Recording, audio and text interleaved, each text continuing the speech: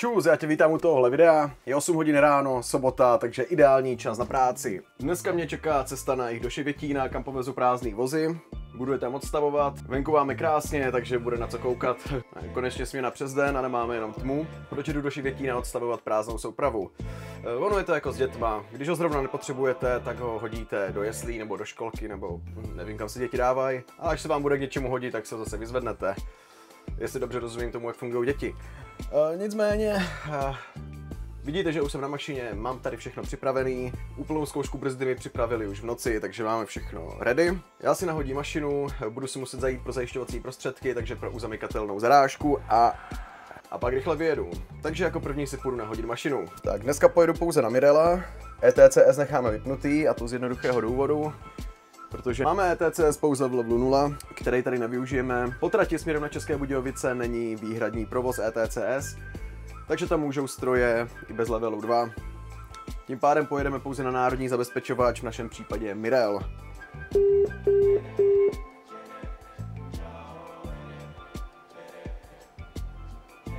Samozřejmě na soupravě musím udělat jednoduchou zkoušku brzdy, úplná už byla provedena, ale ještě předtím musím tady uzavřít kohouty na přívod vzduchu do soupravy, abych mohl udělat zkoušku brzdy hnacího vozidla.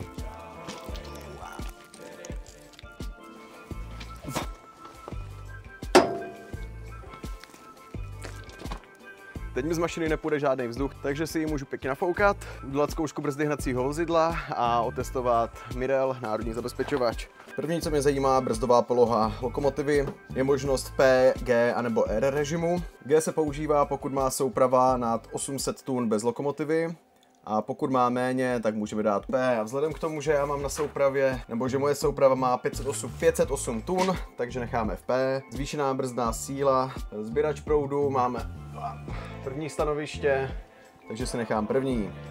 Šup.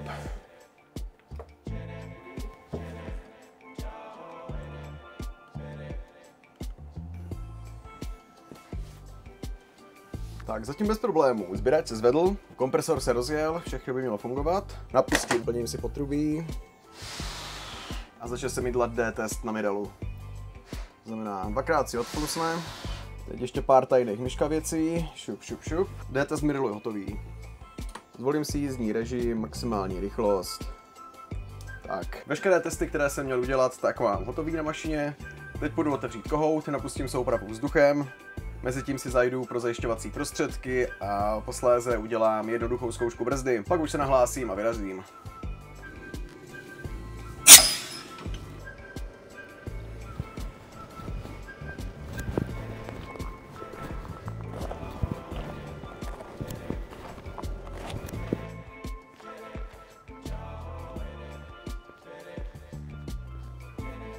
Takže máme jednou zamykatelnou zarážku.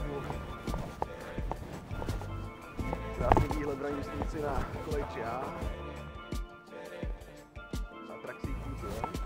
Ahoj čete, prosím tě, prozrať mi, jaký je rozhodný spád ve stanici Šivětín na 4. koleji. Je mi líto, ale mám teď problém s odpovědí. Počkejte prosím chvíli a zkuste to znovu.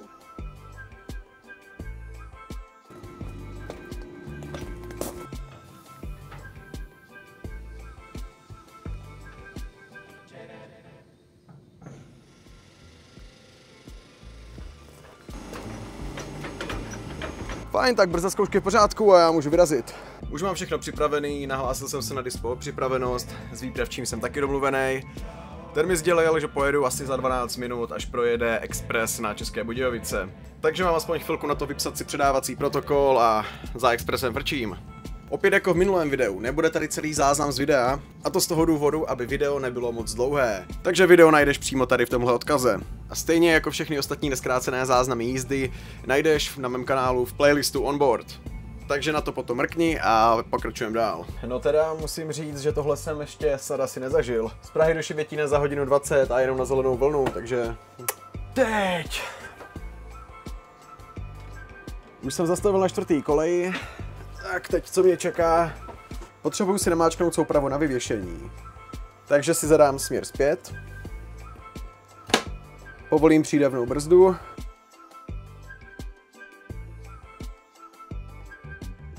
Teď už můžu vypustit vzduch z potrubí. Zajistím si mašinku. Tak, teď budu ve stanici provádět posun. To znamená, že tady tuhle čtvrtou kolej si budu muset objet a začít zajišťovat soupravu. Ale ještě předtím budu muset vyskočit ven, dát konce vlaku na soupravu, zajistit soupravu, vyvěsit se, umístit do zamykatelnou zarážku a odstranit konce vlaku z druhé strany, protože až si proto někdo přijede, tak bude odjíždět zase směrem na Prahu, tak ať už to má nachystaný hezky a jdu na to. Jako první musím utáhnout ruční brzdy a to z důvodu, že jak se píše v brzdové směrnici, pokud je na koleji větší spádek 2,5 promile, tak může dojít k vyvěšení soupravy hnacího vozidla až po zajištění ručních brzd. Aspoň mi k tomu hezky svítí sluníčkou. Jo, a tohle je první vůz, který budu zajišťovat.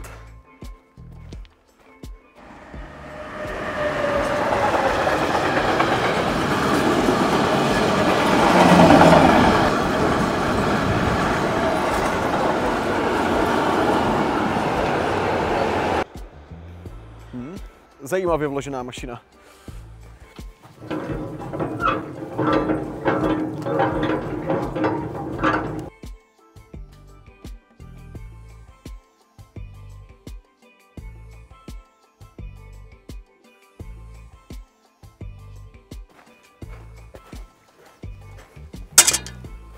Umístím konce a vyvěsím to.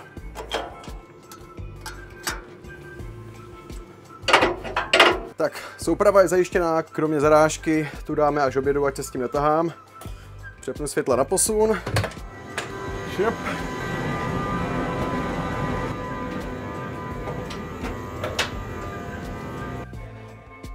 Šup. 54-181 vše větí na čtvrté koleji. Já už jsem tady vyvěšený, soupravu mám zajištěnou, já bych ještě ze spodu dal zamykatelnou zarážku a pak bych mohl odjet. Jo, já půjdu úplně k návěstidlu tam do... No, jak prej projede expres a rychlík a za ním už pofrčím.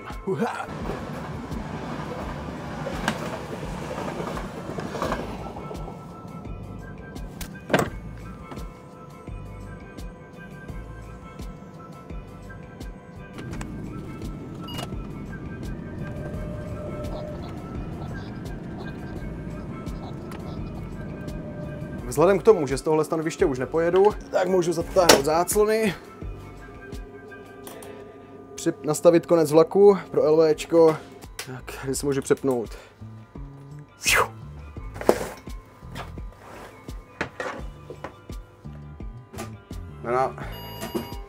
Máme návěst posun dovolen, jedu na třetí kolej, tam zastavím, umístím mu zamykatelnou zarážku, nahlásím se a pokračujeme dál. Zpátky do Prahy už jako LVčko. A poletíme 140 km za hodinu.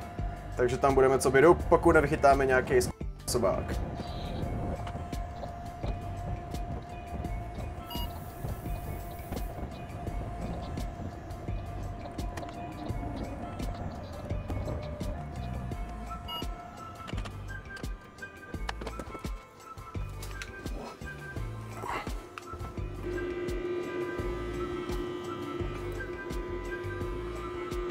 Tak, jsi v pohodě, tady máme už na volno, pojede osobák, tak ho necháme kousek odjet a pojedu za ním. Teď se musím postarat o tuhle hračku. A, jsem zastavil zase dobře, takže mi to vyjde přesně na ten šroub. Výhra.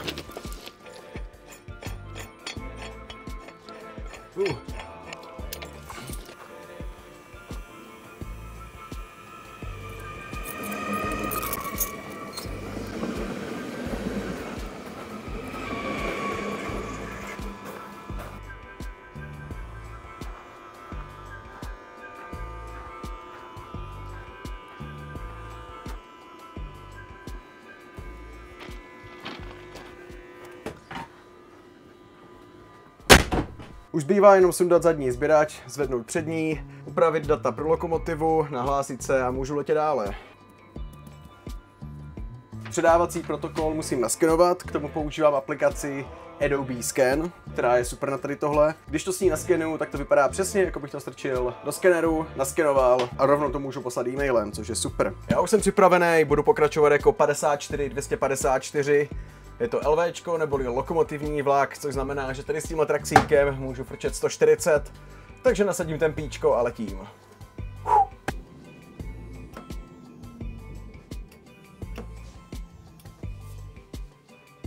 A to bude ode mě dneska všechno, takže díky za tvoji pozornost, jestli se ti video líbilo, tak nezapomeň dát like, odběr, dej mi follow na Instagramu a určitě se nezapomeň podívat i na neskrácené záběry z jízdy. Tak jo, měj se a čau.